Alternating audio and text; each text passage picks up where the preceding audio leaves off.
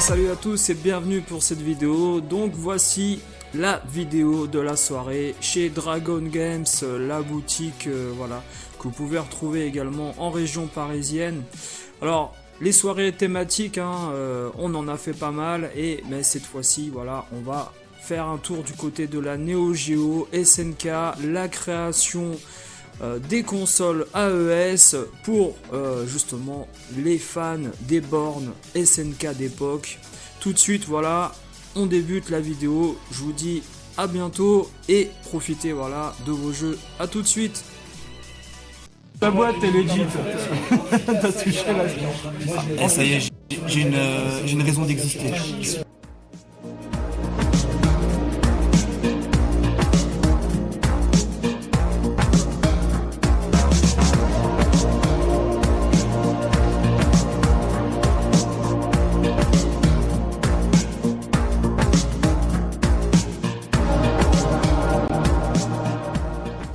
La borne que la Neo Geo. Alors, tu crois pas, donc oui, c'était cher.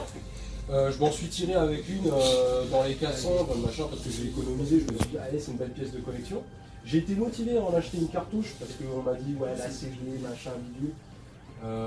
Et du coup, j'ai pas été déçu. J'avais acheté des petits jeux qui me plaisaient. Après, j'ai exploré, jusqu'à qu'aujourd'hui, je suis en train d'essayer de constituer le maximum que je peux attraper. C'est pas mal, le maximum que je peux attraper parce que je suis passionné d'histoire, de la technique. Puis mon pote, dès que j'en ai parlé, il est devenu totalement fou. C'est lui qui a créé ce monstre. Il est devenu totalement fou. Au début, j'étais Star Fox. C'est très bien, Star Fox. Après, c'est parti. C'est les gars, Atari.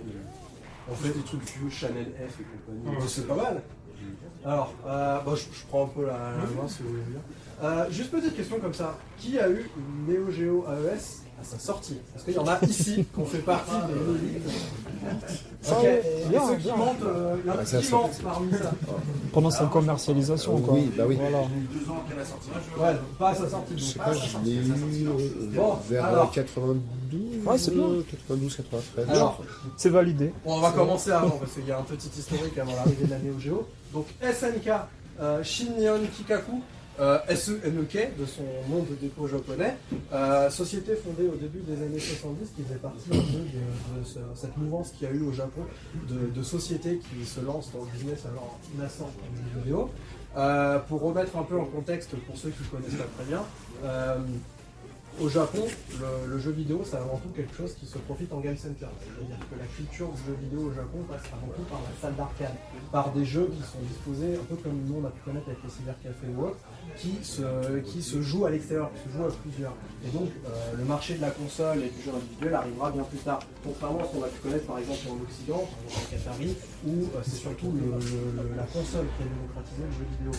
Donc un peu comme nous on peut avoir l'habitude d'aller à la boulangerie pour acheter du pain, les Japonais ils vont au Game Center pour jouer aux jeux vidéo. SNK se lance sur le marché et au départ a des débuts un peu compliqués puisqu'on est alors déjà au début des années 70 sur un marché qui est presque dominé par des géants que sont Sega et Taito par exemple. On a déjà des marques qui sont implantées dans le paysage japonais et qui jouissent aussi d'une image de marque. On est alors là, on arrive à l'âge d'or du jeu d'arcade. Ce n'est pas encore vu comme quelque chose qui pervertit les jeunes et qui détruit la civilisation. le jeu d'arcade c'est quelque chose de branché, c'est quelque chose de cool. Et SNK arrive sur ce marché et cherche un peu à se positionner, à trouver un peu un segment. SNK commence tout d'abord par développer des jeux sur des plateformes tierces, c'est-à-dire qu'ils ne développent pas leur propre plateforme matérielle, mais vont développer du jeu vidéo sur des systèmes existants, des systèmes de Sega ou de Taito. Pour présenter un peu le truc, vous aviez, sur les bornes d'arcade, vous allez voir concrètement deux schémas. Vous allez avoir la borne dédiée à un jeu vidéo, ou alors vous allez avoir la borne dans laquelle on va changer simplement de jeu vidéo. SNK va d'abord se positionner là-dessus. Et commence à se développer un peu une petite réputation avec des petits succès, mais sans forcément réussir à remplir la salle d'arcade. Il ne faut pas oublier que dans les game centers, les propriétaires ont souvent déjà des accords avec les grands noms. Vous commandez des bandes Sega, vous allez avoir des jeux Sega. C'est aussi un business, sans compter l'aspect typique de la culture japonaise de faire appel avant tout à des sociétés locales, chose qui fera encore des années plus tard. SNK connaît son premier grand succès avec Ikari Warriors, qui est un jeu qui est assez peu connu chez nous en fait, qui est le premier à vraiment percer, à tel point qu'on verra des portages sur Atari 2600, sur un peu tout. Et SNK commence à se créer un peu cette notoriété pour ces jeux qui sont confinés et qui ont une esthétique très particulière. Mais sans pour autant devenir une marque incontournable dans l'esprit des joueurs comme le sera Sega, Atari par exemple. Mais SNK sent le coup de vent venir, sans se dire on n'a pas encore atteint notre potentiel maximum sur le milieu de l'arcade et on va continuer un peu à développer cette culture. SNK décide alors de s'attaquer à un plus gros marché et de se dire on va directement fabriquer des bornes, on va directement fabriquer des systèmes pour concurrencer ces vérités. Sauf que, encore une fois, vous êtes face à des mastodontes, c'est difficile de faire un peu ça. SNK tente diverses réflexions en interne de ce qui peut se faire pour réussir à se créer des entités. Et alors qu'ils peinent à trouver une image ou quelque chose qui peut rester dans l'esprit, vous voyez par exemple Sega ou Taito sont des marques qui sont restées dans l'imaginaire de par leurs personnages, de par leurs jeux, même pour des choses qu'on connaît moins chez nous. Taito par exemple, c'est Space Invaders quelque part. On ne fait pas souvent l'association, mais c'est aujourd'hui une marque qui a une place dans notre imaginaire à tous. À ce moment-là, SNK décide plutôt d'innover d'un point de vue technologique. Quelque chose qui peut paraître un peu étonnant à ce moment-là, et de se dire, nous, on va miser sur une technologie que ne peuvent pas apporter les autres fabricants. Plusieurs projets de recherche de R&D en interne, de se demander qu'est-ce qu'on peut faire, et le patron de SNK, alors, je pense que vous allez pouvoir me corriger là-dessus, parce que je ne suis pas aussi expert que vous, décide de se dire, la problématique pour avoir une place sur le marché du jeu vidéo, c'est d'avoir une place dans les game centers. Une place dans les game centers, c'est l'élément essentiel. Vous êtes limité à un certain nombre de bornes d'arcade, il faut réussir à se faire une place là-dessus. SNK se dit alors, pourquoi on ne développerait pas un système de cartouches pour les bornes d'arcade? C'est-à-dire que plutôt que d'avoir un jeu, un circuit, comme on va pouvoir vous présenter tout à l'heure, un circuit qu'on insère dans la borne, on pourrait avoir un slot qu'on va mettre dans la borne d'arcade générique et y insérer plus 1, 2, 4, 6 cartouches sur lesquelles l'opérateur de borne d'arcade pourra switcher pour proposer plus de jeux. C'est-à-dire avoir un système standard avec des capacités techniques qui sont standardisées sur l'ensemble de la gamme, mais proposer des jeux sous forme de cartouches. Adapter ce qu'on fait avec du coup tout le monde en fait, c'est-à-dire copier le modèle qu'on a à domicile dans la borne d'arcade. SNK sent le truc arriver, mais n'arrive pas encore à pousser le concept trop loin en interne. Il décide alors de miser sur quelque chose qui est très rentable, qui est très dangereux, c'est de développer vraiment leur propre chipset graphique. Et SNK se dira, il faut qu'on ait notre force sur le matériel qu'on va insérer dans ce truc. SNK va alors concevoir ses propres puces, son propre système, qui va déjà se montrer très prometteur. SNK va commencer avec un partenariat avec Alpha Denshi, ADK au Japon. Je n'ai plus le titre du jeu, si vous vous en souvenez. Le système c'était le X68000. Le X68000, je déconne, le Alpha 68. Le Alpha 68K, ouais. Et le premier jeu, est-ce que tu te souviens? Le premier jeu. C'est très compliqué. C'est très compliqué. En fait, pourquoi? Parce qu'il y a deux développements qui commencent avec Alpha Denshi. On est déjà à 89, on est sur un système un petit peu bancal. Et en fait, ils développent en parallèle Ninja Combat et Magician Lord. Ouais. Alors Ninja Combat qui devait être le premier jeu. Et il y a Nam à côté. Alors Nam, il est sur PCB SNK. Sur PCB SNK, en fait, utilisait le système Alpha 68K pour certains de leurs jeux. NAM 75 étant un de ceux qui doit être dessus. Voilà. Et en fait, ce qui va se passer, c'est que le développement de Magician Lord va servir de test d'un premier temps pour tester le système, l'hardware, les choses comme ça, parce qu'en fait, SNK demande à Alpha justement d'incorporer un truc nouveau, innovateur, qui va inspirer d'ailleurs d'autres systèmes par la suite, hein, notamment Konami GX, qui est un monstre pour l'arcade. Et justement, bon, Ninja Combat se fait développer en parallèle, qui doit être le premier jeu pour le coup. Le problème, c'est que Ikishi Kawasaki, le patron de SNK, il n'aime pas ça. Il dit non, ça va pas le faire. Il est un peu vieillot, hein, si vous regardez bien. Il est un peu vieillot, du coup il dit non, on va pas faire ça. Il y a un autre projet en parallèle qui est commencé aussi, c'est qu'ils vont partir plus sur une console. Alors peut-être on va faire des consoles pour des jeux de cartes, des trucs comme ça. Alors pour ça que vous avez l'agent Kurokigen qui existe et qu'il y a pas mal de jeux photo qui devaient être parfois des jeux de mahjong, de réflexion, qu'on aura bien plus tard, mais en fait c'est pour ça que le premier nom du projet, enfin une des itérations connues qui s'appelait la Pro 20, avant qu'on ait tous les projets Kurofune. Vu qu'on va parler de projet Kurofune, le développement de Magician World a bien avancé, il y a eu le location test qui s'est pété la gueule. Ils n'ont même pas eu le temps de tester en location test Ninja Combat parce que en fait Ikishi Kawasaki n'est pas ça. Alors je précise juste 2 secondes, ceux qui ne savent pas, le location test, c'est quand SNK ou un éditeur de bornes d'arcade ou d'arcade va faire des tests sur des salles partenaires et proposer un peu en avant-première des jeux ou des bornes pour faire un sondage. Tester leur rentabilité. C'est ça. Et en parlant de 89, si je peux te couper éventuellement, Oui. ça en fait c'est un des premiers prototypes du système Neo Geo qui s'appelle le X4008.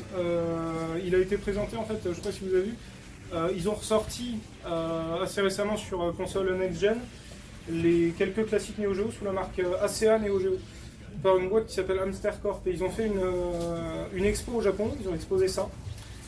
On a un port pour cartouche console, un port pour cartouche arcade, et on voit que c'est un gros bordel. Et en fait, les 3 puces là, dans un Neo Geo, vous avez 3 grosses puces, grosses ASIC, c'est-à-dire circuit intégré, puces dédiées à une tâche. Et là, ils sont sous forme de CPLD. Un CPLD, en gros, c'est quoi? C'est une puce qu'on programme pour qu'elle fasse ce qu'on veut qu'elle fasse. Et c'est littéralement ça, un prototype de la Neo Geo. Et on se demande si c'est pas une version qui avait des zooms. Sachant que la Neo Geo n'a pas de zoom, elle a que du dézoom. Donc les sprites sont stockés en très gros dans la mémoire et ils sont dézoomés pour le faire paraître plus petit. Et celle-là avait peut-être des fonctions en plus. Et malheureusement, on ne pourra jamais mettre la main dessus. Alors, il y a la régie qui m'a dit qu'on va essayer de dynamiser un peu le truc. Donc là, ce qu'on va présenter, effectivement, c'est les premiers développements de ce qu'on va présenter avec Alpha Denshi, qui deviendra d'ailleurs une succursale de SNK dans plus tard. SNK se rend compte qu'il y a un potentiel avec cette idée de faire un système d'arcade à cartouche, mais le patron de SNK a une autre idée en parallèle, c'est aussi celle de se dire pourquoi on ne se lancerait pas directement sur le marché des consoles, c'est-à-dire s'attaquer encore plus gros. Et l'idée alors du patron de SNK, qui malheureusement se révèle infructueuse, c'est de se dire les gens n'ont pas les moyens d'aller en salle d'arcade, il faut sortir le système d'arcade à domicile.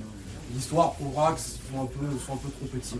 Mais le projet se développe à partir du prototype d'Alpha Denshi, et alors SNK finit par présenter dans les années 90 le système Neo Geo. Petite historique vite fait, pourquoi le terme Neo Geo? Déjà, Neo Geo est un excellent album de Rishi Sakamoto, je vous recommande vivement. Neo Geo, c'est un terme souvent utilisé dans l'art pour le nouveau monde, la nouvelle géométrie. Il y a ce côté de présenter quelque chose de super novateur. Pourquoi on parle de plateforme Neo Geo plutôt que de console Neo Geo? Si vous avez remarqué dans l'étalage, dans ce qu'on a pu installer tout à l'heure et tout ça, il faut savoir que le système Neo Geo s'est présenté du coup sous 2 formes. Il y a eu d'abord le Neo Geo MVS pour le multi-vidéo système, qui est donc ce slot arcadisé que vous mettez dans votre borne qui vous permet de jouer à des cartouches, des petites cartouches noires avec une étiquette blanche. Et ce qui arrivera après, la Neo Geo AES pour Neo Geo Advanced Entertainment System, qui est la console Neo Geo, qui est celle qui marquera plus les esprits. Il faut savoir qu'à la base, même si l'idée était effectivement de faire quelque chose de très accessible, la console Neo Geo AES était d'abord une console de location. SNK a d'abord décidé de, comme les premières versions première version industrialisée la Neo Geo coûtait extrêmement cher à produire, SNK s'est dit que ça allait d'abord être un produit de location. C'est-à-dire qu'on allait le fournir Donc aux au hôtels, final, tu l'as acheté dans l'année. au vidéo store, à toutes ces choses, pour le louer aux 92, clients 91, 92. et en faire un peu un produit de luxe. Il ne faut pas oublier que c'est exactement le même support qu'en borne d'arcade. Il s'avère que malgré les coûts assez prohibitifs Tu l'avais loué. de cette console, il faut savoir que lorsqu'elle a été proposée à la location déjà, elle coûtait, si je dis pas de bêtises, c'est 799 $. Avec l'inflation, c'est environ 1400 $ aujourd'hui. Donc vous comptez à peu près 1400. Ça fait mal au porte-monnaie. Il s'avère qu'en proposant ce modèle de location, la console était tellement populaire que les gens voulaient l'acheter. SNK s'est rendu compte que les gens étaient prêts à mettre 800 balles dans une console, alors ils décident de sortir la ES dans cette magnifique boîte noire que vous pouvez admirer ici. Sans au grand lecteur, public. sans rien. En juin 91. Pas de cartouche. Pardon. C'était en juin 91. Merci. En fait, les premières consoles, elles sont sorties toutes les deux. Il y a eu direct la ES et la ES. Et pour C'était le fun, 26 pour une avril boîte de location. 90. Ça, c'était une boîte On en a une là-bas, on a la manette, Ouais. je crois, dans le petit carton au meilleur état. Les verts, c'était pour les Japonais, les oranges pour les C'est Américains. ça. Enfin, l'export. Donc petit topo vite fait de pourquoi la Neo Geo est une console aussi mythique. Il ne faut pas oublier qu'au moment où la Neo Geo sort, il y a quand même un gap, un trou entre la qualité des jeux à domicile et la qualité des jeux en borne d'arcade. Un gap graphique, un gap de gameplay. La Neo Geo va rompre ce gap en proposant exactement les mêmes jeux. Il faut savoir que le MVS et la ES sont, à quelques différences près, la même console. Vous allez avoir les mêmes caractéristiques techniques et vous allez globalement avoir les mêmes jeux. Il s'avère d'ailleurs que beaucoup de jeux dans le commerce, les jeux AES possèdent aussi la version MVS dedans. Il est possible d'accéder via différentes manipulations. Pourquoi SNK a fait cette différence entre MVS et AES? C'est pour une raison qui peut paraître un peu absurde aujourd'hui. C'est que les jeux MVS les jeux AES coûtaient moins cher que les jeux MVS. Il ne voulait pas que les exploitants de salles d'arcade achètent les jeux grand public pour les mettre dans les bornes d'arcade. Du coup, les deux cartouches n'ont rien à voir matériellement, pourtant c'est le même jeu. C'est pour ça qu'il y a énormément d'ailleurs de modes qui permettent de passer de l'un à l'autre. Aujourd'hui, on retrouve par exemple ce qu'a installé Matt ici, qui nous a prêté généreusement, ce qu'on appelle un slot MVS consolisé. C'est-à-dire que plutôt que d'acheter une Neo Geo AES, vous allez acheter un slot MVS qui se branche dans une borne d'arcade. Vous allez faire une modification matérielle pour pouvoir l'utiliser comme une console. C'est quelque chose qui était déjà assez démocratisé à l'époque et qui a continué encore plus aujourd'hui. Petit topo technique sur les capacités de la Neo Geo AES, du système Neo Geo. On va retrouver là-dedans un processeur Motorola 68000, donc le processeur que vous allez retrouver notamment dans Mega Drive, mais aussi dans l'Amiga, le Macintosh, l'Atari ST et toute cette série. Vous allez retrouver, si je dis pas de bêtises, et dans le X68000, excusez-moi. C'était tellement inaccessible le X68000 que... Non, mais le 68000 est un processeur qui a dominé à cette époque, les années 90. On retrouve, si je dis pas de bêtises, 96 kg de RAM, un peu moins en VRAM, je crois que ce sont les valeurs à peu près exactes. De ce qu'on décrit, la console n'a pas l'air non plus d'être extravagante en termes de puissance. Mais alors, pourquoi la Neo Geo marque autant les esprits? C'est son chipset graphique. Peut-être que je peux vous laisser la main. Ouais, en fait, le truc c'est que pour expliquer un peu le contexte à l'époque, la MVS c'était le plus bas de gamme de l'arcade. À l'époque, un exploitant d'arcade, soit il achetait la borne dédiée, soit il achetait une PCB complète qui comprenait en plus des ROM, donc des données du jeu, tout ce qui est processeur, RAM, etc. Ce qu'ils ont fait à SNK, c'est très simple, ils ont séparé les deux, ROM dans la cartouche et tout ce qui est calcul en fait sur la PCB, sur le slot ou dans la console. Et de l'autre côté, vu que ça en fait, c'est ni plus ni moins qu'un PCB d'arcade dans la console, ça permettait donc de porter, même pas de porter, d'avoir le jeu d'arcade à la maison, sachant que dans les cartouches AES console, c'est exactement les mêmes puces de RAM que dans les cartouches MVS. Et le truc sur le chipset graphique, je pense que je te laisserai plutôt tout expliquer. Le chipset graphique sur la technique. sur comment ça se différenciait des concurrents de l'époque en Après, moi, je peux le résumer sinon. Si tu veux le résumer, Alors, je vais faire très bref pour essayer de ne pas rentrer trop en détail technique, ça risque de faire beaucoup. C'est vrai, les gars, surtout qu'il nous reste un petit avis directement après ça. Ouais. De toute façon, je vais allumer la console après. La force de la Neo Geo, c'est donc son chipset graphique. Et pourquoi il se différencie de ceux des autres? Le chipset graphique de la Neo Geo a été pensé avant tout pour la 2D, a été pensé pour les grandes capacités 2D. Je vais résumer très simplement. Le chipset de la Neo Geo, alors j'ai plus les noms de code, c'est SNK, LCS, quelque chose. LSPC. C'est ça. Le chipset de la Neo Geo est capable d'afficher beaucoup plus de sprites, c'est-à-dire d'éléments graphiques définis dans la mémoire, que les autres consoles. Des nombres qui sont absolument ahurissants. Et la deuxième force de la Neo Geo, en plus de la palette de couleurs et de détails dont vous avez l'habitude avec la communication de l'époque, le fameux Blast Processing de Sega, c'est aussi sa capacité à fonctionner avec beaucoup de calques. C'est-à-dire beaucoup d'effets de parallaxe que vous allez trouver, de profondeur que vous allez avoir, sont beaucoup plus faciles à produire sur le chipset de la Neo Geo. Ce qui fait qu'elle a du coup effectivement cet aspect graphique qui est très très fort et qui se différencie des autres. Par contre, la faiblesse de l'architecture Neo Geo, et on en reparlera après, ce n'est pas un système qui a été pensé pour être extensible. Contrairement par exemple à la Super NES ou même quelque part à la Mega Drive, la Super NES et la Mega Drive sont des consoles qui ont quand même été pensées pour évoluer. Elles sont notamment arrivées avec le chipset Mario, le Super FX, ce genre de choses. La Mega Drive, il y a eu le 32X, il y a eu le Mega CD, il y a eu ce genre de... Il y a même eu des prototypes de choses qui ne sont pas sorties. La Neo Geo n'a pas de port d'extension, n'a pas de capacité d'extension. C'est-à-dire le système est resté entier et n'a pas vraiment connu d'évolution. Je crois qu'il y a certains slots où il y a un peu plus de VRAM, ce genre de détails. Il me semble pas. Je connais pas assez pour le coup, je préfère pas dire de bêtises, mais le système il est là, l'objectif était de pousser les potards au maximum quand il est sorti et que les gens en profitent. Et ça a duré jusqu'à 2004. Et le dernier jeu est sorti en 2004, c'est King of Fighters 2000. Non, il y en a encore un derrière. C'est ouais. non, c'est pas sur Neo ça. Le C'est de l'arcade. Ouais. En fait, pour la petite blague d'ailleurs, SNK ils sont assez connus parce qu'ils ont inventé le scrolling dans les années 80 avec leur shoot 'em up. Je sais plus comment ça s'appelle. Je crois que c'est le shoot. Ouais, ils ont fait un shoot avec. Osnawa. Je sais plus si c'est Osmar War. Mais bref, c'est eux qui ont inventé le scrolling. Ouais. Et ben la Neo Geo n'a pas de scrolling. C'est vrai. Elle ne peut pas faire de scrolling. En fait, elle le fait, mais en déplaçant les sprites. Et à savoir, la Neo Geo, elle peut afficher que deux trucs. Ce qu'on appelle le fixe, qui est un truc qui est toujours au premier plan, qui sert pour les barres de vie, pour les textes et tout, et des sprites qu'on peut organiser par couche. Mais il n'y a pas de fond. Le fond, c'est juste une couleur. Parce que ça reste une console qui, dans son architecture, est très galère à développer. Ouais, c'est une torture. Mais à la fois très simple. C'est simple, c'est basique, mais c'est du bricolage en fait. Oui, c'est une marque qui fait pas de console, qui fait une console et qui essaye de taper très large. Et en plus, c'est assez précis parce qu'on a oublié de parler d'un truc qui était assez important, c'est que le projet Neo Geo, il a pu exister parce que, on va remonter un petit peu dans le passé, même si on va y aller, mais en fait, le projet il est en réalité chez Capcom. Ouais. C'est un certain Nishiyama Takashi, qui est connu pour être le père de Street Fighter, Section X, Strider. Les deux jeux que j'ai cités sur lui, je joue à Strider. Non, parce que c'est le premier Street Fighter, effectivement. Et en fait, c'est lui qui a eu cette idée. En fait, Capcom, il bossait déjà sur un certain CPS1.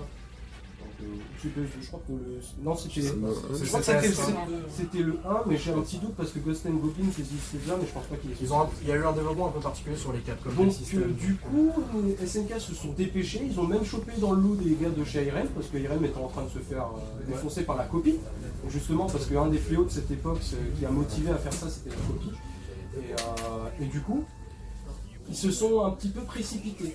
Comme j'ai expliqué par la suite, évidemment, il va y avoir des supports beaucoup plus puissants, il va y avoir des consoles même beaucoup plus chères. On aura des 3DO, on aura X68000, même si c'est un PC, mais en fait le marché de la console dans les années 90 c'est un bordel. Il n'y a pas de console qui sort, mais qui pète un câble, ne collectionnez pas la PC Engine. Ah attention, on vient d'insulter la PC Engine. Non, j'ai dit, vous allez devenir fou. Si demain vous voulez acheter juste un jeu, n'allez pas chez mec. Ah bah oui. Entre les shuttles et des trucs comme ça, parce que c'est cette époque magique où tout le monde veut sortir son truc, où tout coûte une fortune. Donc la Neo Geo, ils vont avoir une idée qu'on n'a pas pu citer, on ne sait pas pourquoi. Mais effectivement, ils vont devoir sortir une itération. Donc la Neo Geo CD. Comme quoi, ils sont on va en parler un peu après pour parce qu'on va lancer des sessions de gameplay. Mais effectivement, le nom Neo Geo va mener à beaucoup de choses complètement hasardeuses et enfin quelque part un petit peu tristes.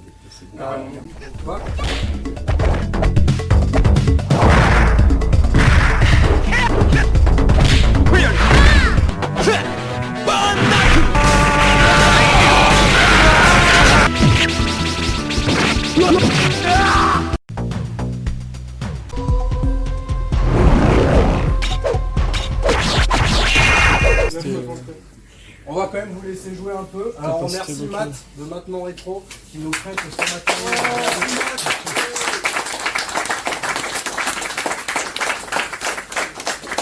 Donc si vous pétez la console, vous voyez avec lui, je vous laisse regarder le prix des jeux en ligne, donc le prix saisie à 2 fois. On va vous laisser un peu, je vais te laisser un peu gérer ce qu'on fait. Hop là. On commence par le meilleur. On peut monter le son, hein, si tu veux. Ouais. Le panel Contrôle, la question contrôle et après on va Ouais, il est dur celui-là. Ah, il vient, ouais.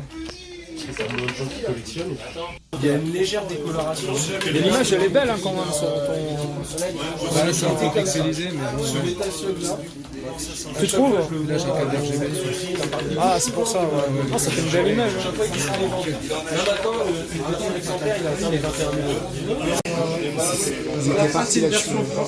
Les boîtes cartes, il te dira, ça te kiffe. C'est la version française Guillemot. Ah ouais, bah voilà. Français, bon, il est pas dans super état. Tu vois, quand c'était vendu à la Fnac ou dans les magasins français, t'avais une petite notice. Guillemot, tu vois, c'est marqué là, notice Guillemot. Tu vois, c'est marqué là. Après, tu connais, je pense, j'ai pas besoin. Après, c'est vrai que c'est un peu vieux, mais Donnez votre équipe. Merci, c'est sympa. Merci. entre une version US Europe, Une version euro et une version japonaise. Ça, c'est un jeu elle est sorti plus en sympa France. la version japonaise. Moi, j'aime bien les deux. Je sais pas ce que la petite bordure, elle est sympa. Ah oui, c'est cool ça. Franchement, c'est sympa. Après, le seul truc, c'est vrai que les versions euro, pour le coup, quand tu les mets en j'imaginais ça tellement plus petit en fait. Non, c'est format un peu type VHS, mais plus gros, tu vois.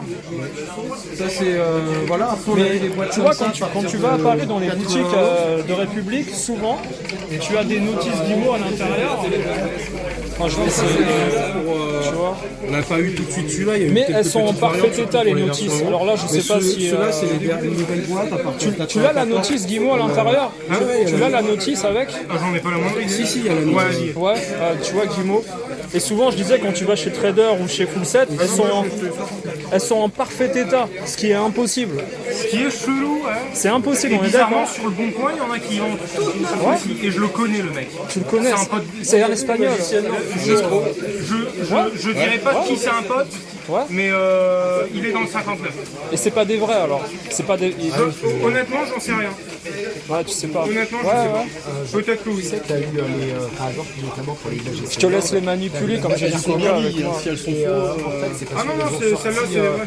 dans un premier temps et après ils sont revenus sur leur page. Bon, j'espère.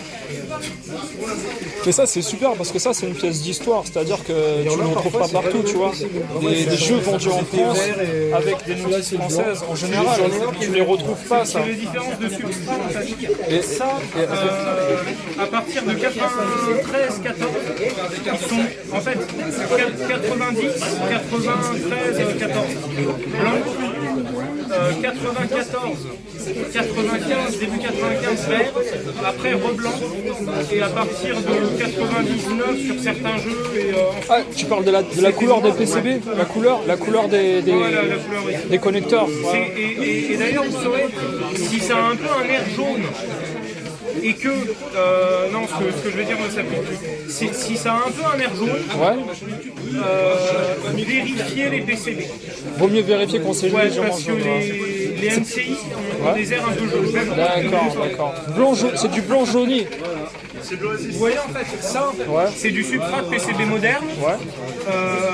Ça, c'est des circuits imprimés qu'on a reproduits D'accord. pour faire plus tard des repros de meilleure qualité avec un vrai schéma original. Le substrat, vous voyez, il est un peu jaune. Ouais. Tous les PCB modernes, l'option la moins chère, c'est ça. D'accord. Les MCI sont comme ça. C'est autour de combien par exemple le tarif? Honnêtement, je ne sais pas parce que ça se répercute sur le prix du PCB. En tout cas, ceux-là, on en a fait faire 10. Ils nous ont coûté 20 balles pièce. C'est tout? Ça reste quand même très cher. Mais C'est 20 balles, 20 euros, c'est pas 20 000 euros. c'est non, 20. non, 20 euros par un, comme ça. Donc 40 euros la plaque. Ouais. Sauf qu'en grande série, on peut faire baisser ça jusqu'à 8 euros. C'est combien la grande série? Ça Grande y est, série, c'est à partir je vais ouvrir un magasin. Néo Géo Futur. Et puis en fait, dire, il y a Ouais, quelques on arrive. années, on a fait une reproduction de Irritating Maze, c'est un jeu de labyrinthe modifié pour pouvoir jouer au joystick, parce que normalement on ne peut pas, et de Bastamou à Cap Puzzle Bobble. Et on va en refaire avec cela, parce qu'avant on utilisait les PCB NCI, j'aimais pas trop, et notre but en fait, je vais vous montrer un peu les avancées. Ah, mais c'est beau. les deux, tu peux les écouter pendant toute la journée. Ça en fait, c'est celui qu'on a fait un peu plus récemment, où on a réussi à imiter un peu mieux le substrat blanc. Donc vous voyez la différence. Ça c'est beau. Il faut tâter la soudure quand même. Ouais. Ah bah c'est très dégueu mais ça marche. Enfin, ça marche. Lui marche, lui pas, parce que mon programmeur d'EFRAM est mort. Voilà. Vous voyez là, c'est blanc, et vous voyez on s'approche déjà plus, même si ça tire un peu sur le jaune-vert. Ouais, je vois. Ouais. Et on est en train de discuter avec notre fabricant de PCB qui sont très cool, ils sont en Chine et ils ont un bureau, leur bureau d'Europe, nous on a pour le Fun Fact. Et donc ouais, vous voyez un peu. Et Il y a encore une industrie en fait. face à un... Ouais. Mais t'imagines si tu descends à 8 € le prix de la PCB. Bah, sauf qu'après le truc, ça c'est des puces propriétaires SNK D'accord. qui vont nous coûter des dizaines de milliers d'euros Ah ouais. qu'on n'a absolument pas pour les reproduire. Et en attendant, on a des fournisseurs chinois qui ont des vieux stocks, un espagnol aussi qui a des vieux stocks. Et on va se reposer là-dessus parce que de toute façon on va pas en faire des milliers et des milliers.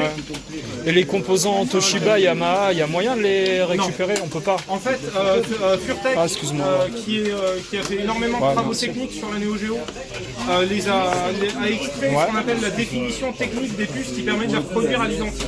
D'accord. Sauf que le problème, c'est que la fabrication coûte très cher. Et on est en train de réfléchir à des solutions afin de réduire drastiquement les coûts de fabrication avec des technologies modernes et d'arriver à un niveau qu'on pourrait Commercialisable. voilà, que nous en tant que passionnés semi-professionnels, mon pote travaille, moi je retape des bagnoles, c'est un peu de mécanique, donc on est sur un budget quand même assez serré, mais on se démerde au maximum pour essayer de produire le meilleur truc au meilleur type, sachant que ce qu'on fera avec ça, ce sera au même prix ou moins cher que les NCI. D'accord. Et on est en train, parce que NCI utilise des coques chinoises pas très bien reproduites. Je suis en train de voir avec un pote de ma mère pour emprunter des micromètres et faire des répliques quasi identiques avec le bon grain des coques et des boîtes. Vous qui avez été sur République, là, au niveau des boutiques, est-ce que vous avez vu des choses qui étaient suspectes en vitrine? Suspecte, alors on a déjà vu de l'inattention. Parce que c'était vraiment de l'inattention, je suis convaincu, je ne veux pas atteindre une réputation. C'était un cyberlip avec un faux insert, une fausse Et la boîte qui allait pas avec aussi. Avoir des connaissances quand même. Après, on soit truc suspect en boutique.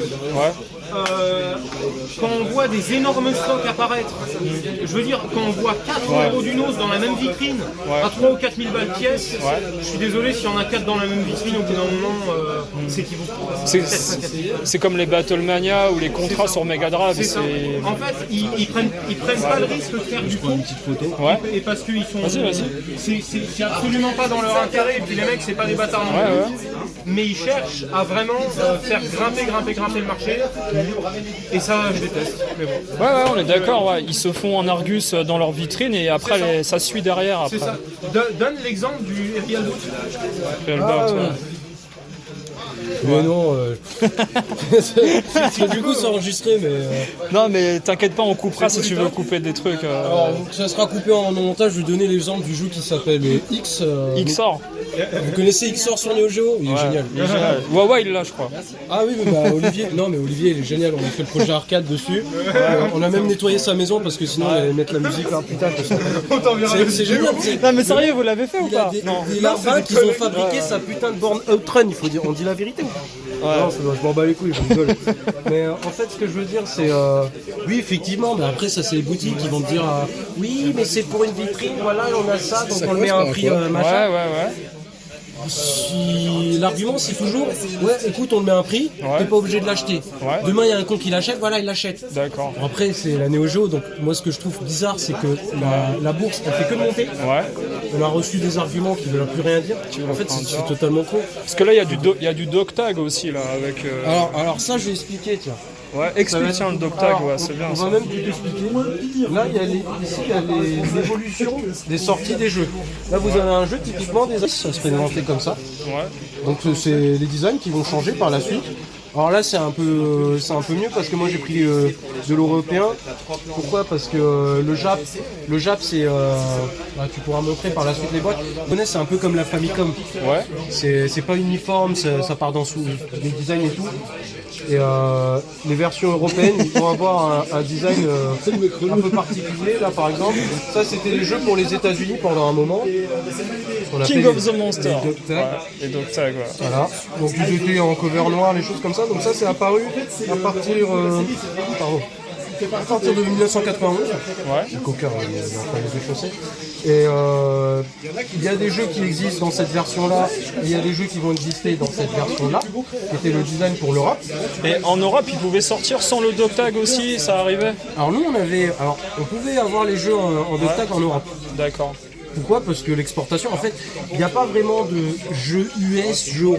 D'accord. En réalité, Ouais, voilà. les jeux US, ça serait cela, les jeux euros, ça serait cela, mais c'est plus des jeux export. D'accord. C'est plus des jeux export. Donc si on généralise en US. C'est export officiel ou... Pour rajouter mon petit grain de sel entre guillemets là-dessus. Ouais, Comment on sait que c'est Jap et export ouais. en AES? Parce que l'AES, elle a que 2 BIOS différents. D'accord. Elle a Neo P0 Ouais. pour Neo Programme 0 D'accord. et Neo EP0 pour Neo Export Programme 0. Et c'est inscrit quand tu lances le jeu Non, ou non, pas, c'est inscrit sur la puce du BIOS. Ah, faut ouvrir alors. Et D'accord. non, t'es pas obligé. Si en dessous c'est marqué Neo-0, Ouais.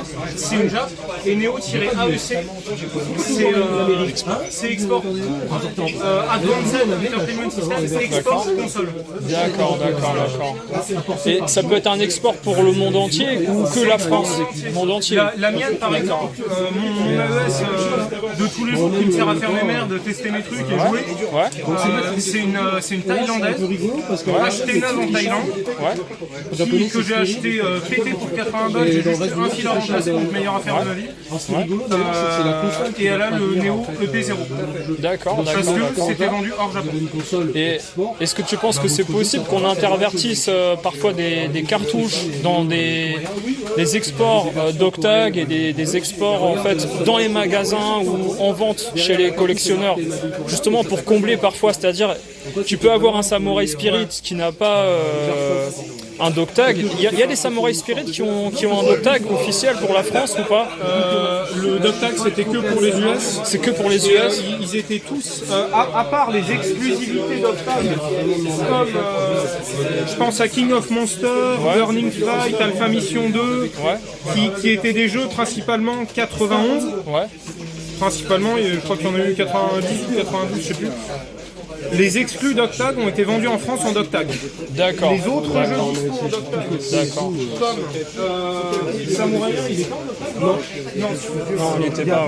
Ouais. 24. En Doctag avec les 5, c'est King of Monster, c'est Alpha Mission 2, c'est 8 Man, c'est Burning Fight, Super Baseball 2020, et j'en oublie un, parce que j'ai dit les 5 là.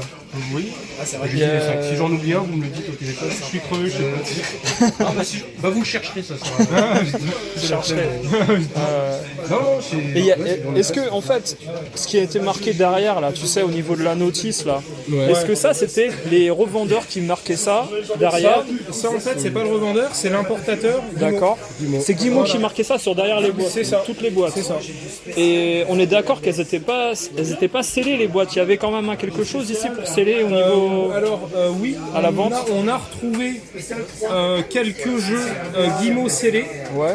Et on pense que, alors soit les notices françaises étaient imprimées au Japon et mises dans les jeux au Japon, D'accord. soit SNK envoyait des sceaux à Guimau. D'accord. On ne sait pas lequel c'est, mais on interviewera sûrement dans le futur des ex-employés de Guimau pour essayer de clarifier la situation. Si quelqu'un a envie de le faire avant, je l'invite à le faire parce qu'on n'est pas trop là-dessus en ce moment et puis plus vite c'est fait mieux. Et par rapport par exemple à ce que faisait Sodipeng au niveau PC Engine, est-ce qu'il y a des similitudes au niveau niveau de l'importation en France, au niveau de la En fait, à savoir, Ouais. Sodipen appartenait à Guillemot International. C'est ça, c'est pour ça que je demande. Ouais. Après, je sais que tous les jeux Guillemot avaient les mêmes étiquettes de code barre, etc. Je pense que ça devait être similaire, parce qu'à l'époque, les mecs voulaient pas se faire chier à faire 10 000 trucs différents pour chaque console. Ils voulaient juste produire une notice française, un sticker français pour vendre le jeu en France.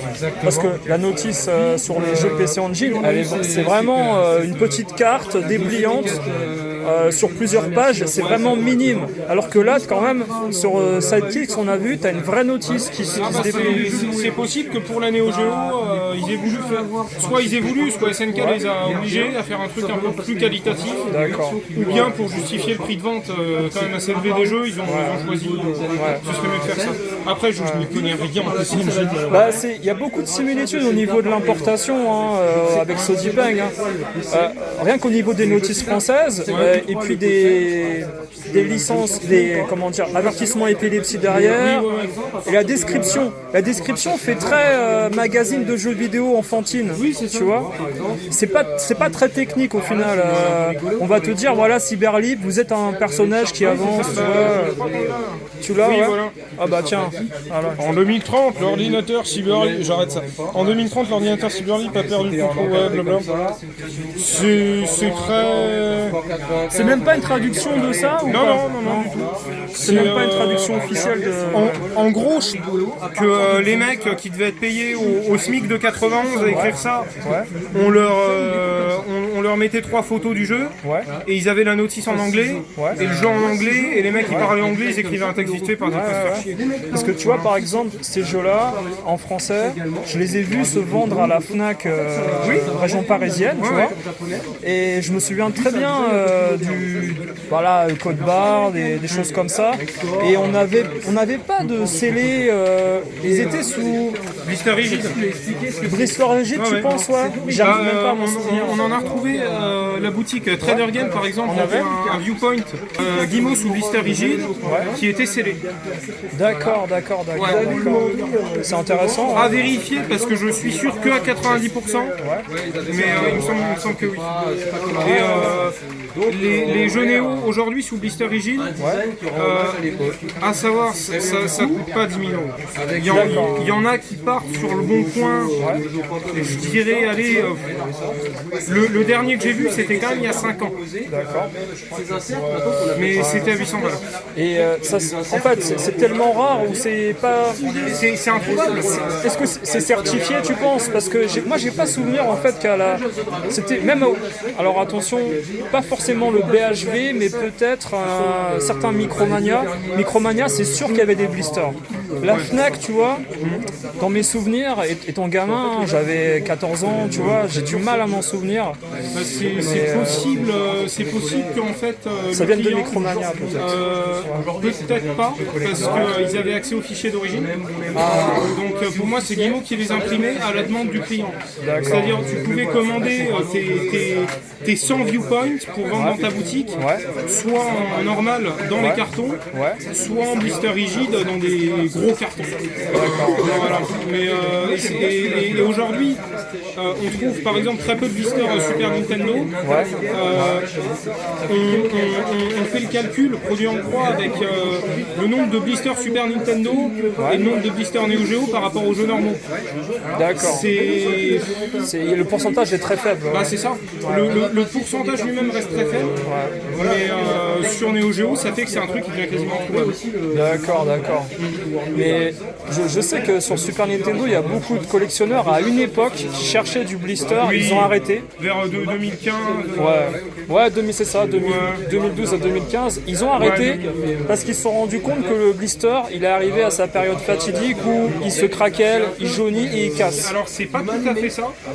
On peut les préserver de manière à peu près correcte. La température ou température, humidité, UV, même lumière. En gros le truc, il faut le mettre dans un coffre pour préserver des restes tout en camon. Donc c'est débile. Ah ouais, Voilà. c'est que ça devient compliqué. C'est que mon avis, hein, mais bon. On va s'estimer heureux d'avoir des photos de ça Dans le en bonne futur. qualité aujourd'hui. Dans le futur, ouais. Non, mais c'est vachement intéressant là. Et le King of 99, c'est ça que vous avez là? 98. 98, ouais, je voyais pas. Il y avait une histoire de méga aussi au tout début de la Neo où, tu sais, on disait la Neo Geo c'est 330 mégas, je crois. Ça en fait, si mes détails techniques sont bons et si mon cerveau fonctionne encore après 3 jours sans le 330 mégas, c'est la limite sans bank switching. Bank switching en gros c'est quoi? C'est vous avez sur la carte un nombre limité de connectiques et pourtant on peut mettre sur celle-là mais sur d'autres on peut mettre jusqu'à 4 ROM de programme. Et en fait il y a une petite puce un peu comme celle-là qui s'occupe sur demande de la console. Donc on écrit à quel moment il faut le faire dans le code et qui dit bah tac je passe sur cette ROM là, cette ROM là, cette ROM là, cette ROM là de manière dynamique en fonction de où on est dans le jeu. Et une ROM ça peut contenir combien maximum? En théorie il n'y a pas vraiment de limite sur ce qui se monte en natif. Ça se décompresse après en cache sur... non, c'est absolument pas compressé. C'est des données hexadécimales brutes. D'accord, c'est brut. C'est du code machine. Parce que sinon il faudrait des tonnes de trucs modernes qu'on n'a pas vu avant. Qu'on n'avait pas, qui n'existaient pas. Et qui existaient mais pour des super ordinateurs. D'accord, ok. Et en fait le maximum qu'on peut mettre c'est les 27C 322 qui font, si je me trompe pas, 32 mégabits. D'accord. Qu'on divise par 8 pour avoir la taille en mégaoctets. C'est pas mal. D'accord. C'est pas mal. D'accord. Non mais c'est intéressant justement qu'ils aient prévu plusieurs slots. Et je sais que même à un moment donné, on avait interviewé des gérants parisiens de boutiques qui nous racontaient que quand les jeux étaient défectueux, ils les renvoyaient. Et alors je sais pas si c'est SNK dans leur bureau ou quelqu'un qui était en Europe qui le faisait. Non, c'était SNK. C'était SNK au Japon. Ils inscrivaient une nouvelle ROM à la place de celle défectueuse à côté. C'est pas qu'ils inscrivaient parce que c'était des mass ROM, donc des ROM produites en série avec les données déjà dedans. Il l'a changé. Il l'a changé, voilà. Ils en mettaient une sur le nouveau slot en fait. J'avais cru voir ça.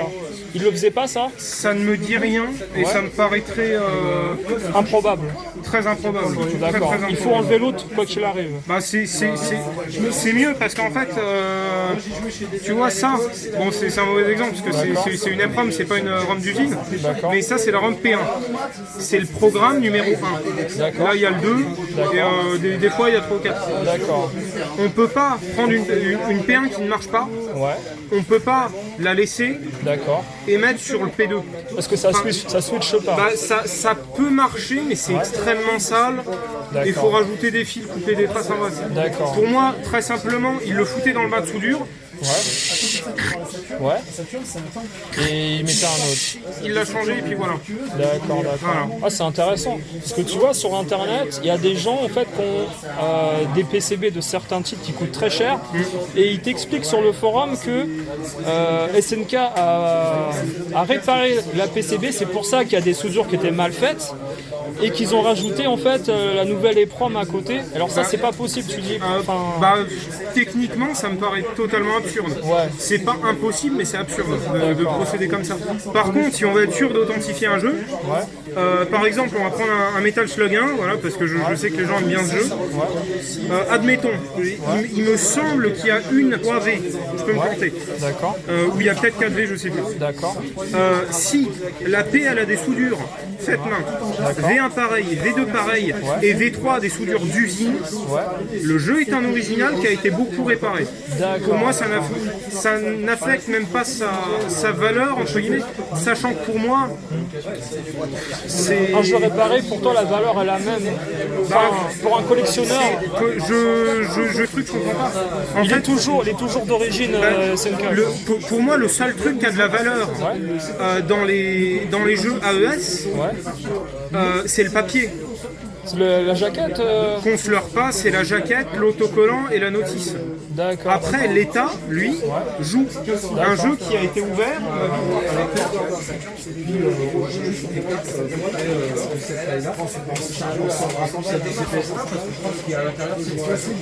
Ah, c'est pas évident hein, d'ouvrir les Crystal Box.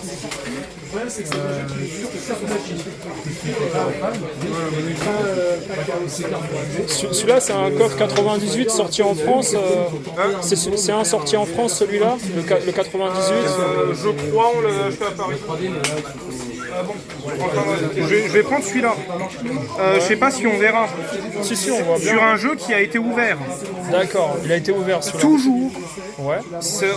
On peut pas faire autrement. Ouais. Ici, on voit une ligne. Au cutter. Pas au cutter, c'est simplement une ligne. Ouais. Parce que quand on ouvre comme ça, Ouais. en n'enlevant pas entièrement la coque, D'accord. les deux parties-là se réalignent toujours mal. Se plisse, d'accord. Voilà, et ça fait que dans le sticker, on voit au reflet une ligne. D'accord. Un jeu qui n'a jamais été ouvert, ce sera très minimal, voire pas présent. D'accord. Et ça, pour moi, c'est vraiment un truc qui affecte la valeur du jeu. Parce qu'aujourd'hui, ouvrir les jeux pour voir les PCB, c'est des conneries, c'est plus la peine. C'est plus la peine. On prend un compte-fil à 2 €. D'accord. On compare avec un original ou avec aujourd'hui ce qui se trouve relativement facilement, même pour des jeux comme Kizuna Counter, des photos très haute définition, on compare la trame. D'accord. La trame de l'étiquette. La trame de l'impression offset de tout le papier. D'accord. Grâce à les grammages et tout. Enfin bref. Et la plissure pour voir si ça a été ouvert pour changer les. C'est ça. Pour changer ou pour prendre des photos des PCB par exemple. Et c'est pour ça que moi les jeux, surtout les jeux chers et les jeux rares, je déconseille déjà de les ouvrir à cause des risques. S'il y a déjà la ligne en soi, c'est pas très grave. Un jeu qui a pas cette ligne, il est d'origine pour toi. que personne ne l'ouvre, par pitié. Si vous voulez vérifier les soudures, et ben c'est très simple. Est-ce que je dis des conneries? Je suis totalement en train de dire des conneries, tu vois pas par là. J'allais dire, il voit à travers le plastique. Non, parce que les vents, mais c'est le mauvais côté de la PCB. Ah, c'est le côté oui, c'est à l'envers. Et ben, si tu veux vérifier que c'est un original, tu regardes le papier, parce que de toute façon, c'est ce qui coûte cher. D'accord. Des PCB, je te les fais en 2 heures avec un MVS, un AES, ça s'appelle une converte. Ouais, voilà. Et l'important, de toute façon, c'est le sticker. Et l'insert, c'est la note. tu sais, sur ma chaîne, on avait invité un expert en offset, en impression couleur. Ah, c'est génial ça. Ouais, et il nous avait dit totalement possible de recréer en fait les jaquettes d'origine avec la couleur et l'encre d'origine. Mais ça te coûtera beaucoup plus cher parce qu'à l'époque il y avait une encre très spéciale. Tu connais un peu les détails toi Je connais pas trop. Ce que j'ai en tête, moi, c'est que c'est pas une encre très spéciale, c'était l'encre la moins chère. Le papier, je le sais. Je le sais que c'était le papier le moins cher, qui est tellement merdique que c'est un grammage qui n'est plus fait aujourd'hui. D'accord. Autant je pense pas qu'ils auraient pris de l'encre qui était à l'époque plus chère. Autant peut-être que c'est une encre qui pour des raisons environnementales ou je sais pas quoi ne se fait plus aujourd'hui. D'accord. Et qui du coup est dur à trouver. Voilà. Peut-être. D'accord. Parce qu'il nous avait expliqué justement en offset, tu vois, il y a des gens qui vont te dire au niveau de la découpe, parce que tu sais, il y a des spécialistes qui vont te dire c'est pas une vraie jaquette parce que la découpe elle est de travers, sur les Metal Slug, il y a une brique qui dépasse ou des choses comme ça. Et en fait, il nous a expliqué que dans les machines offset, il suffit que tu aies plusieurs planches qui soient mal inclinées au niveau de l'impression, toute la découpe va être de travers. Ça c'est coupé avec quoi? Avec des massicots industriels. Un massicot, c'est pour expliquer aux gens qui regardent, c'est une grosse lame très aiguisée avec 10 tonnes. Voilà. J'ai fait mes Basta Move là, qui sont pas là mais on s'en tape en offset. Bah, tous les trucs sont pas coupés exactement pareil. D'accord. Ça arrive, voilà. Après, ce qu'il faut vérifier, ce qui dira si oui ou non c'est un faux. Oui, un mec qui fait des faux billets, il peut le refaire. Autant, je sais pas si ce serait vraiment rentable, c'est la trame. La trame. La colorimétrie avec le sunfade, avec les trucs, ça peut parfois changer. Le noir, le pigment du noir, ça c'est très important. Le grammage du papier, c'est extrêmement important. La trame c'est le plus important pour moi. Et pour toi, c'est quelle couleur qui se dégrade le plus au niveau Le plus du sunfade ou de l'ancienneté, l'usure tu vois? Alors l'usure ne dégrade extrêmement peu les couleurs, c'est très peu perceptible. Par contre, le jaune qui se dégrade extrêmement vite, c'est celui qui se fait le plus vite. Il vire vers le pâle, Vers le blanc. Le blanc, Ouais, vers le d'accord. pâle. Ok. C'est le jaune, le reste je sais plus exactement. En tout cas le noir ça ne bouge pas, c'est pas affecté par le sunfade. D'accord. Le gris non plus. Donc si le noir sur une jaquette est déjà légèrement pâle, on peut considérer que c'est une repro. Oui, et surtout ce qui est très facile à trouver, c'est les repros pas chers, c'est-à-dire les pas NCI, les pas machin, les pas arcade, les pas des jeux, les pas trucs, qui sont faits souvent au laser. D'accord. Là, ça se voit direct. Parce que là, le noir, c'est du noir. Il n'y a pas de petits points de trame, c'est du noir. Du laser, il y aura des petits points. Ou si vous voyez toutes les couleurs mélangées pour faire du noir, c'est de la merde. Enfin, c'est du faux. Parce que si tu prends ta loupe et que tu regardes, l'impression C'est du laser, noir. tu peux trouver des trames minuscules. Attends, je prends mon PC, je te montre. Vas-y. Bah, tu commences par ce que tu veux. Par exemple, je sais pas, une rareté par rapport aux autres que tu as pu obtenir. Alors, je vais commencer par le truc. Je vais commencer dans l'ordre où je l'ai eu. Alors, celui-là, qui est une cartouche de Location Test sur MGS, qui est un jeu qui n'est jamais officiellement sorti. Une cartouche a été retrouvée en 2003 par Billy Pete, qui l'a revendue à Kizuno/Shannon et qui en a sorti en série limitée et qui est la ROM disponible aujourd'hui. Là-dedans, il y a des stages différents, il y a quelques différences. Il sera dumpé, mais le problème, c'est ça. Donc on travaille sur un truc pour le dumper par le lecteur cartouche. C'est Data East qui l'a fabriqué. Celui-là est fabriqué par Data East. D'accord. Je vais passer au deuxième. Qui est ce Magical Drop 3. Un prototype fabriqué par SNK. Il aura ses étiquettes. Voilà. Ça, c'est le prototype, enfin un des prototypes de Magical Drop 3 qui a servi au Tokyo Game Show de 97. Voilà la prog. Il y en a deux connus comme ça. Et c'est un jeu qui est jamais sorti alors. Celui-là est sorti, celui-là non. D'accord. Celui-là est sorti en AES, en MVS. Et il est disponible. Et au niveau des écritures, par exemple, est-ce que tu connais les détails au niveau des écritures? Le Hanko permet de retrouver la personne qui a fabriqué le jeu. D'accord. Après, il me semble que c'est un nom de famille assez commun sur celui-là, donc je suis pas sûr. C'est marqué Majidro-san, donc Majidro 3. La date, le 27 du 3 97 et le checksum, la somme de contrôle, pour vérifier que les ROM se sont pas corrompus entre temps. D'accord. Donc voilà. Et celui-là, il y en a deux de connus. Qui sont identiques. À la différence près que l'autre, il a encore le label d'origine où c'est juste un texte Magical Drop 3. Et le mien a eu le label refait, ce qui fait qu'on dirait une converte. Mais l'important c'est ce qui est dedans. Ensuite, il est fonctionnel, il est totalement fonctionnel. Le jeu est fini à l'exception de quelques très légers bugs. Mais c'est quasiment pareil. Et ça, c'est estimé à combien au niveau déjà toi, quand tu l'as récupéré de quelle manière, par exemple? Celui-là, en fait, il était à la boutique Fixette. D'accord. Il appartenait à un collectionneur qui avait revendu sa collection dans la boutique. D'accord. Et voilà. Ok. Et ensuite, sur quoi on pourrait passer? On pourrait passer là-dessus. Ah merde. T'inquiète pas, je te l'enverrai si tu veux. Sur Neo Geo. Ça, c'est marrant, le dessin. Je vais faire ça pour enlever le fort rapport. T'arriveras à faire de la place? Ok. Donc ensuite on peut passer là-dessus et là-dessus. Ouais. Ça vient de deux vendeurs différents. Ça vient d'une personne qui a en partie liquidé les bureaux de SNK en 99. D'accord.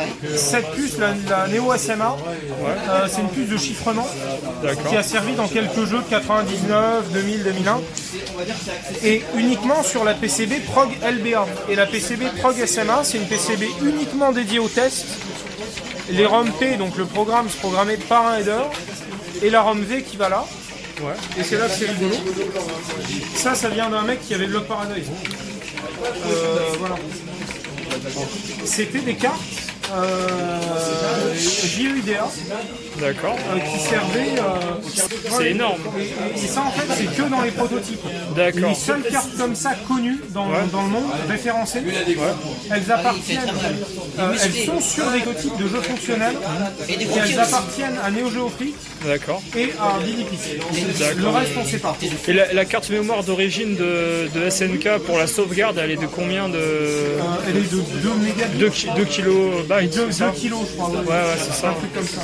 Et en fait ça, tout simplement, et à savoir là-dedans il n'y a pas de pile. Donc les données elles sont là pour toujours. Ah ouais, d'accord. Et là-dedans, un petit truc rigolo, Ouais. dans Samurai Shodown, il y a Nakoru, Ouais. et dans Last Blade, Ouais. il devait y avoir Nyakoruru, c'est-à-dire Nakoruru avec des oreilles de chat. Les D'accord. données sont là-dedans. D'accord. J'ai pas réussi à l'extraire parce qu'un lecteur pour ces merdes Ouais. coûte des milliers d'euros. D'accord. Donc si jamais quelqu'un sait, vraiment envoyez-moi un mail à defan@neoteam620.com si vous pouvez dumper ce truc. D'accord. Il y a des images sur Donc ça va. C'est un exemple parce que ça c'est une ROM C. La ROM V irait là-dedans. Il y a des images sur internet de Nyanko Maru? Non. Pas que je sache. C'est peut-être pas impossible. Mais et alors, je pourrais pas montrer l'autre. Et elle date de quelle année, par exemple, la flash memory là Celle-là doit dater de l'année de Last Blade. Ou de l'année d'avant. C'est 97 ou c'est... Last Blade 1, oui, c'est 97 ou 87, 98 technique. Ça, c'est une carte mémoire. Donc je vais pouvoir montrer Le boxeur musclé, l'ouvrier bloqué. que comme ça. Ouais. Voilà, on voit derrière le logo SNK. D'accord. C'est une étiquette de prototype. Warlock of the Fate. Ouais. Kashin Ryu Senki, qui est un jeu de baston de 95 jamais sorti. Il y a des données de sauvegarde de jeu là-dedans. D'accord. Je vais la ressortir pour bien comprendre.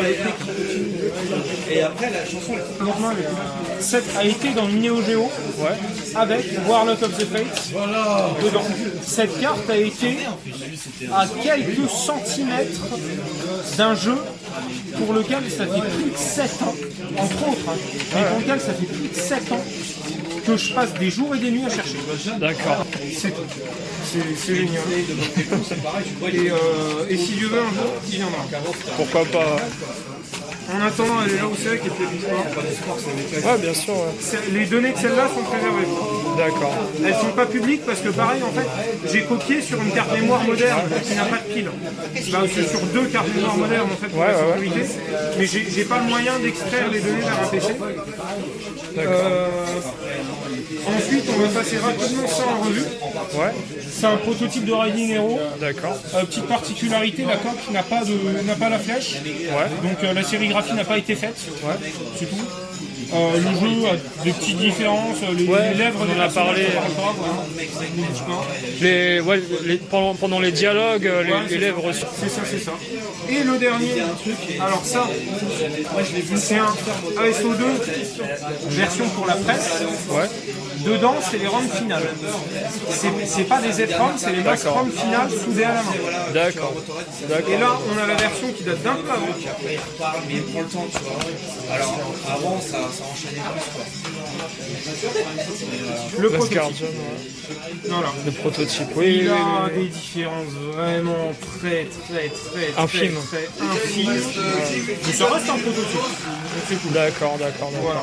C'est au niveau de la structure de la PCB que c'est dans les composants. Le jeu lui-même. D'accord. Ah, mais c'est intéressant. Ouais. Et ils avaient pas fait une boîte spéciale pour la presse ou le prototype Non, la boîte c'est la même que la finale. La boîte, en fait, déjà, c'est pas une version finale au dos. D'accord. C'est même une version assez. Et elle ressemble à quoi C'est-à-dire les images qu'on a là, bah, c'est ce screen, je crois que ça c'est le proto.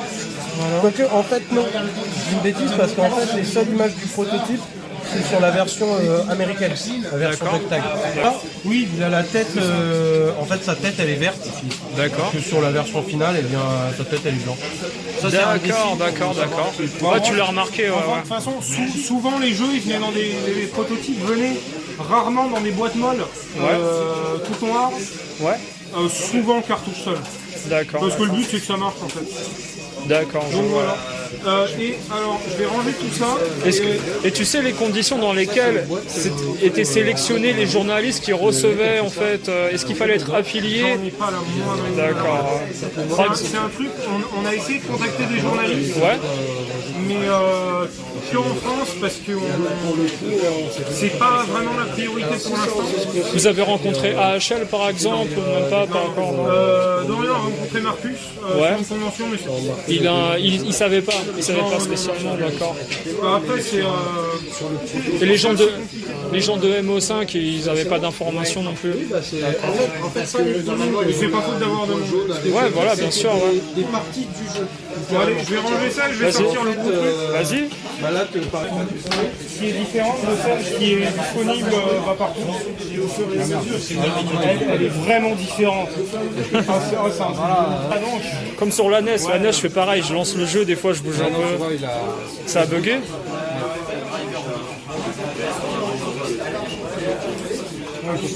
Ça dérange si je fais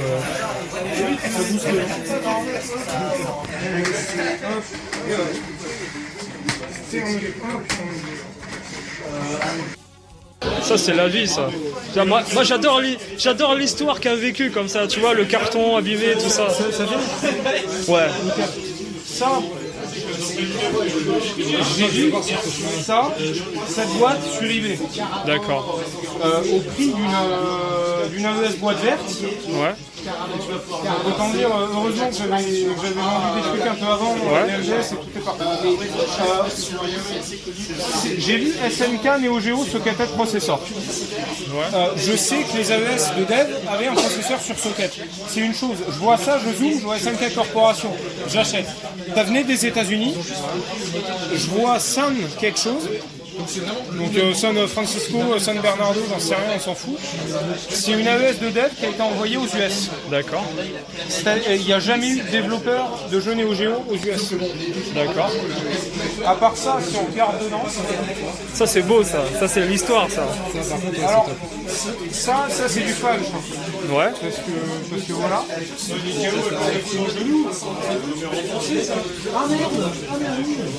Oh bah la coque elle est rayée.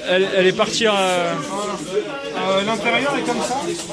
Donc un BIOS spécifique qui s'appelle le Neo-MVS. Sur une AES. Sur support et le CPU sur support. Et le BIOS est totalement différent et permet des fonctions de debug et de modification encore plus avancées que l'UniBIOS. D'accord. Voilà. Donc il y en a, je crois. Ouais. Et ça permet de développer. Enfin non, ça permet de débugger des jeux. D'accord. Donc quand tu développes un jeu, c'est très pratique. Surtout que moi, j'aime pas me faire chier avec le débugger de MAME, etc. Et j'aime bien tester en conditions réelles. C'est une console de développement alors. Exactement. D'accord. C'est ce qui servait aux développeurs. C'est l'équivalent un peu de la PS2 qui vendait à un moment donné. Ouais, PSX là. Ouais. Qui est assez recherché en plus par les gens là. Mais tu sais, quand la PSX, j'ai cru que c'était le nom de la PS1 aux USA. Attendez, je viens de penser. Ouais. On peut essayer de la faire tourner là-dessus si vous voulez que je vous montre les menus. Celle-ci là. Ouais. Je sais pas si on... Ouais, j'ai tout. De dev avec un jeu de proto dedans. Ah, il y a du feu, je vois du feu derrière le moniteur. Déjà, il y a ça. D'accord. Et du coup, lui, il l'aura vraiment testé. Et pour accéder au menu spécifique à la OS de l'air, c'est Select et C avec la manette en port 2. Voilà. Note 7, développement AES, développement MVS, non. Voilà. Pays, Japon, USA, Europe, spécifique au MVS. Les soft disks, donc pour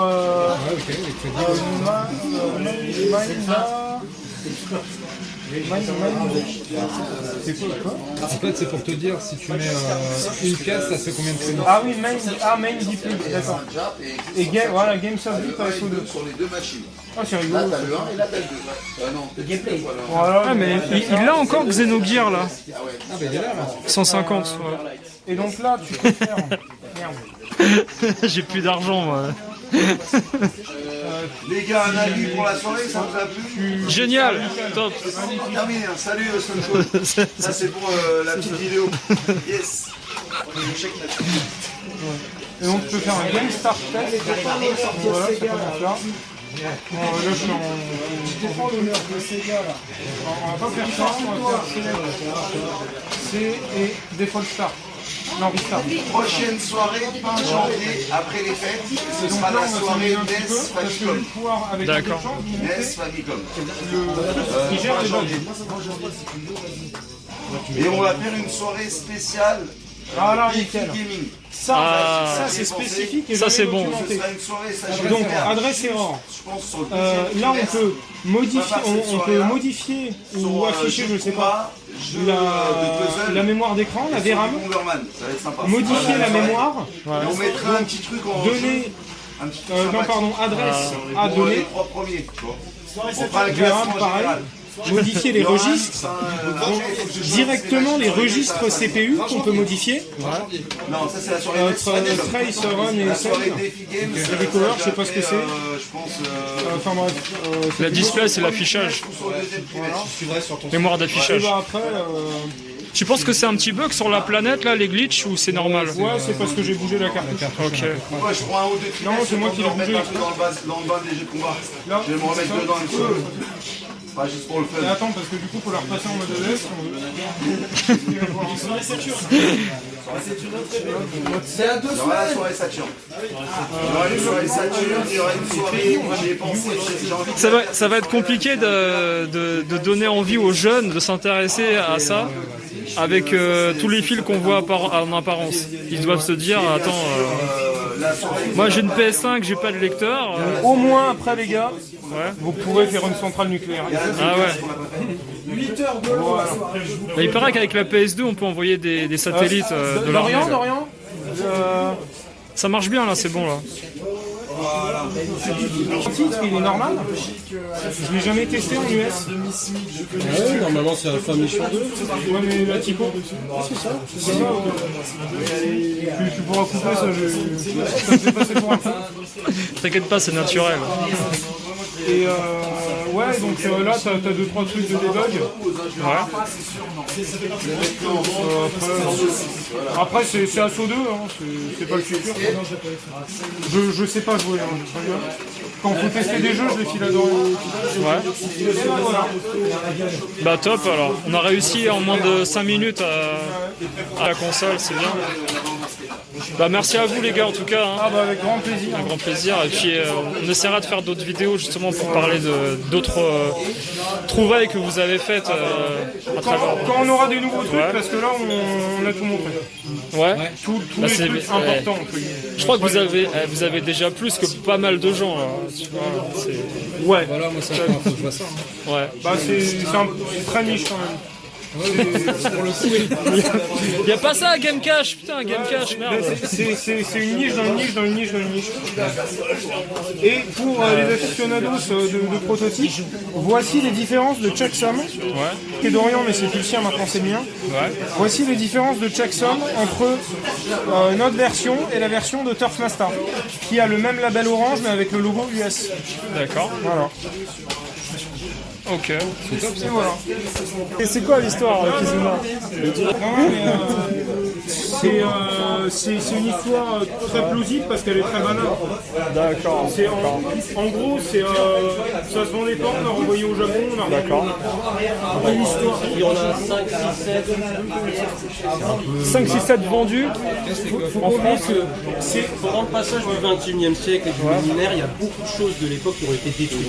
Volontairement. C'est ça. Les jeux en font partie. Il y a des stocks de jeux qui se sont retrouvés à des endroits, dans des hangars et tout. Et personne ne les a pris. Ils sont restés là-dedans, ils ont bouffé l'humidité.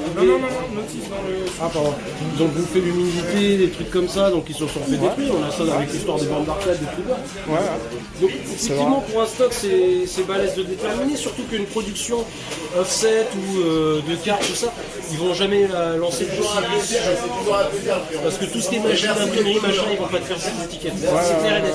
C'est clair et net. Donc lui, il y a eu des jeux qui ont été remodélés. Par exemple, Fatal Fury 3 que je parlais, il s'est fait sacrifier, ils se sont servis de Fatal 3 pour faire les RB1.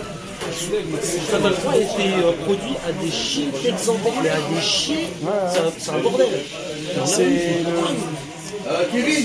Je sais que le Metal Slug, par exemple, il y a des anecdotes quand il est sorti sur Paris. Ils en ont récupéré en loose de gens qui le revendaient à un moment donné. Ils ont reproduit des jaquettes. Oui. Réimprimées. Mais ça se faisait sur PlayStation, les autres consoles, alors pourquoi pas la Neo Geo. Effectivement, oui, imprimer les jaquettes, les choses comme ça, mais parce qu'à l'époque, en plus, il n'y avait pas ce côté, oui, c'est faux, collection. Aujourd'hui, il y a des gens qui veulent acheter du neuf, et des produits qui ont 30 ans. C'est sympa, c'est pas... Les gars, prenez la photo avec les